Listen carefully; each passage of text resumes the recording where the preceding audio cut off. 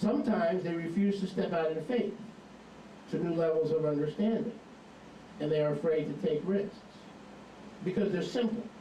Because they want to see a peaceful, quiet solution to things. Counsel, healing, relieving pain, unification, edification. These fig tree talmidim usually, not always, turn to your neighbor and say usually, are hypersensitive. And read my lips, sweetheart. If you're very sensitive in the kingdom of Yahweh, you can be very quickly disqualified. Because Yahweh said to Yirmiyahu, if you look at their faces, and pay attention to their faces, and you behave for me based on their reaction, I will remove my anointing and my tov and my calling. Do not go, preach, obey, follow, plant, uproot, but do it all without looking at their faces for approval. So a fig tree talmid is a tov talmid. You want to be like a fig tree talmid, but not so sensitive where you're paralyzed when your calling comes to step out and do something. Make sense? Baruch Hashem Yahweh. Meaning, what was Nathan doing? He was standing, hello, don't miss this, he was standing under the fig tree. He wasn't handing out tracts. He wasn't laying hands on the sick. He wasn't interceding.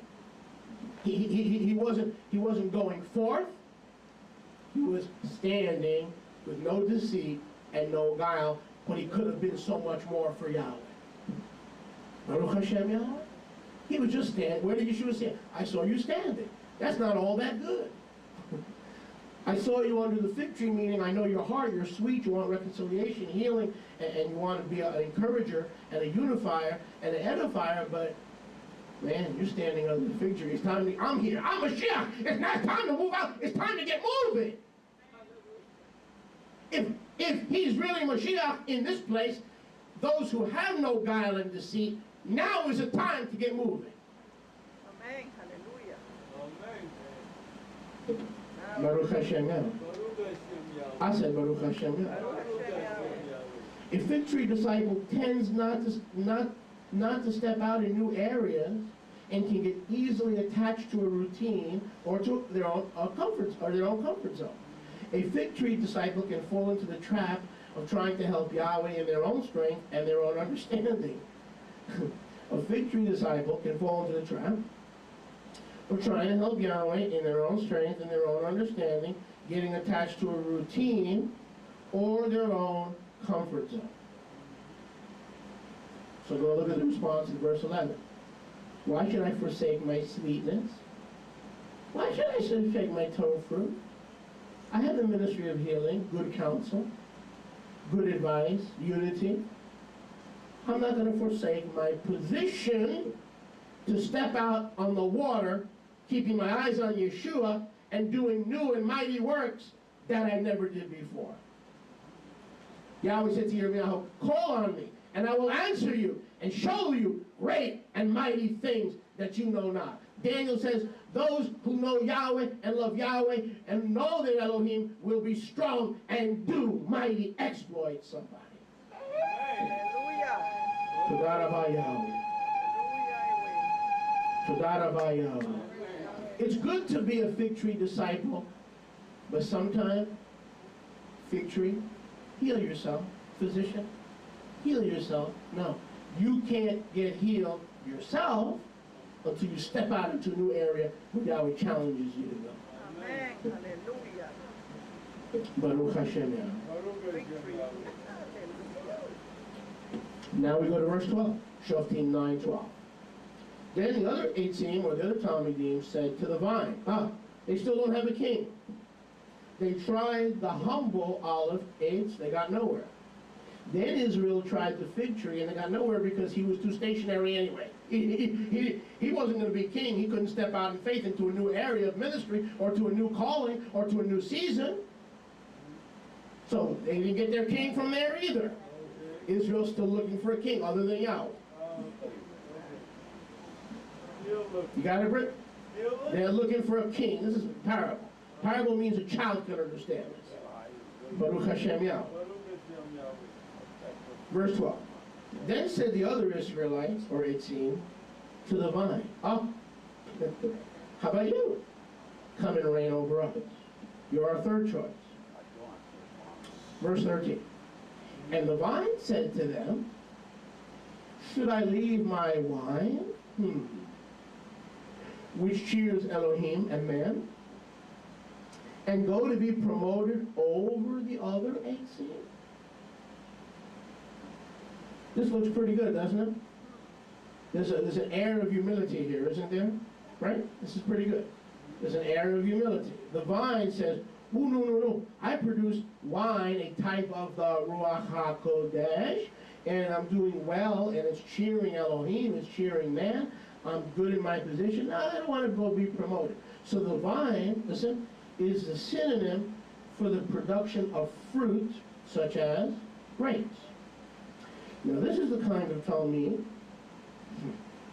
who walks in happiness, wine, right? Happiness, contentment, but doesn't seek more than he or she can handle. The vine disciple has a one-purpose calling.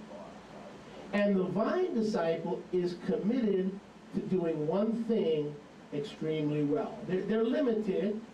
However, they know that in their service to Yahweh and to man, they bring happiness and contentment, but they are limited in what they can do in serving Yahweh. Does this make sense? Well.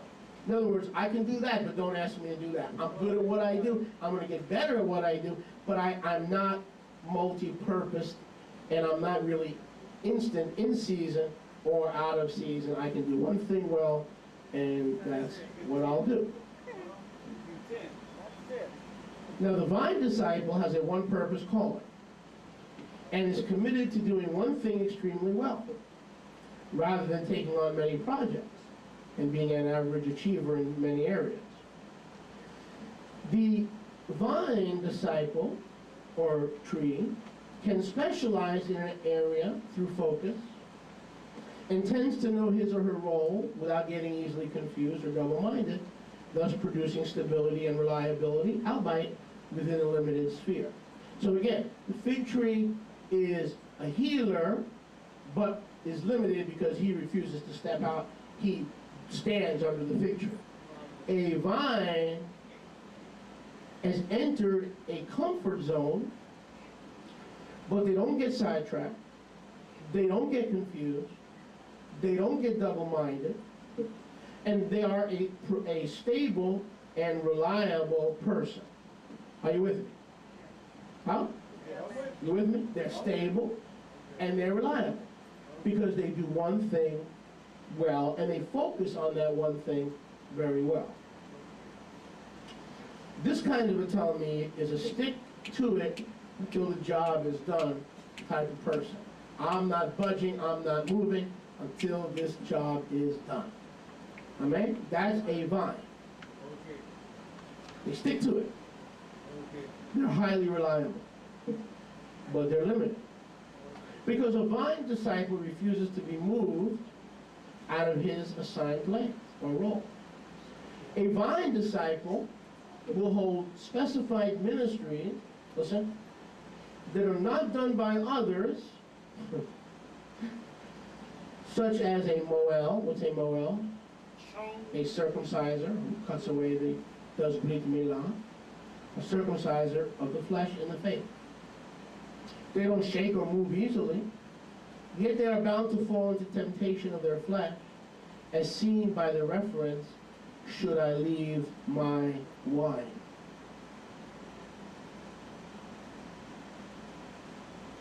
I can't do those other things because to do that, I'd have to give up my drinking time,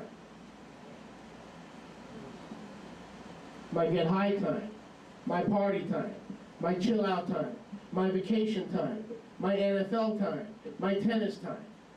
I give one area of my life to Yahweh, but all the other areas are off limits because I need my wine. Leave me alone. I need my prescription medicine. I need my drugs. I need my everybody in this room, can we talk? Tell it. Tell it. Get ready We're all medicating on something. Pain, discomfort. Yahweh wants to teach us to medicate on Him, on the Ruach HaKodesh. We may medicate on Bob Dylan music. We may medicate on Bob Marley music. We may medicate on medications. Okay, like Tammy Faye. I don't know what we've got to learn to medicate ourselves on Yahweh's goodness, and not have the attitude saying, look at verse 13. The vine said, "Should I leave my wine?" Notice the other Talmud, I believe it was the olivates, right? And the figates were realizing that their sweetness and their fruit was for others. They realized that. See, but the ones who's just doing one thing and 20 years from now he'll be doing the same thing because he won't step out in faith and try something else. That's a vine. You notice that? The vine. Talmud. And so the vine Talmud is reliable. They stick to a job until it's done, but then they go back and they medicate on their wine, and they're this, and they're that. They can't attempt new areas for Yahweh. A vine Talmud will hold specified ministries, not easily done by others, as I mentioned earlier. And when you ask them to contribute or to share in another matter, their attitude is, should I leave my wine? Should I leave my comfort zone? They're not willing to leave their wine or whatever thing they are not willing to give up. Meaning, they're not doing anything except that one thing that they're already doing. You follow me? Not good. Not good. Good, but it could be better. Good, but it could be better. Now look, verse 14. Then said all the other 8 seams. So they're still trying to get themselves a king. They're still looking for a king. And this is a parable, and it wasn't spoken by Yeshua. It was spoken by Yeshua through the writer of Shoftim, or the book of Judges. But it wasn't by, well, that shows you that Yeshua did not invent parables. The Torah throughout. Balaam, the false prophet for hire, he spoke in parables. So that is an old, familiar way of making things simple. Does anyone enjoy? Amen. All right, let's try this. Does anyone enjoy? Amen. So, verse 14. Then said all the other 8 seams to the bramble. So the fig tree is not going to be made a king. The olive tree is not going to be made a king. The vine is not going to be made a king. Each for his own reasons. Then the other 8 seams said to the bramble, verse 14. You come and reign over us. And the bramble said to the 8 seams. I love this. Oh man, you want to see the flesh? Check this out.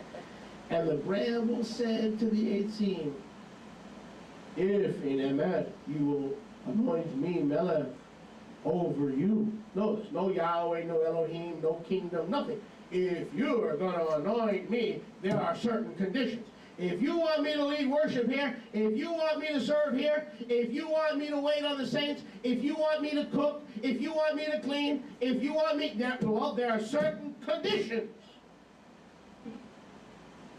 You receive Yahweh's love unconditional. That's how you have to minister Yahweh's love and Yahweh's purpose unconditional. Baruch Hashem Yahweh. Don't be a bramble. If Emet you will anoint me, Melech over you, he's the only one that doesn't refuse the position. He's looking for position. Then come and put your trust in my shadow. I have the best guitar. I have the best food. I have the best microphone, the best anointing. Put your trust in my shadow. If not, let fire come out of the bramble and devour the cedars of Lebanon. In Scripture, the cedars of Lebanon, listen, Lebanon, are a metaphor for the tabernacle and the Beit HaMikdash, according to Zechariah chapter 11 and verse 1. It said, fire will devour the cedars of Lebanon. That is a metaphor for the Ohel Moed in the wilderness, and later the Beit HaMikdash. So if the bramble Talmid, the fleshly Talmid, disciple, doesn't get his or her way, oh, you don't want to be a bramble disciple, trust me. He will take vengeance and take the law and take things into his own hands. And instead of the love and the meekness and the fruit of the Ruach, he will manifest a different spirit. Then he'll say, let fire come out of the bramble. He calls himself the king already. Not, I will send fire. I'm the bramble. I'm going to be the king. So if I'm going to be the king and you don't do what I want and you don't obey me, I'm going to let fire come out. And Yeshua said, you know not what manner of spirit you are, to Yochanan. Because the Son of Man has not come to destroy men's lives, but to save men's lives. Amen. Hallelujah. Amen. So the bramble didn't know what kind of spirit he was. Because the kingdom is brought to what? Save men's lives, not to destroy it. Amen. Baruch Hashem Yahweh. Even as the Son of Man has come to seek and to save that which was lost. Not to send fire to destroy the cedars of Lebanon. The cedars of Lebanon are a metaphor, listen, for the people of Israel. In Israel, we don't want to be like the pagans. We don't have a right to consume each other. We have a right to be crushed more so we could be more like Yeshua. We have a right to be crushed more. And give ourselves to sacrifice so that we will be crushed more and we'll be less selfish and more selfless. Make sense? Makes sense. Baruch Hashem. Baruch Hashem. Don't let the devil steal this message from you. Okay. Just because I'm not preaching from Romans doesn't mean it's not in the Bible. Amen. Amen. This is Shoftim. This is Judges. This is the word of Yahweh. Where do you and I fit into this picture? That's what you got to ask yourself today. Right. Where do you and I fit into this picture? Right.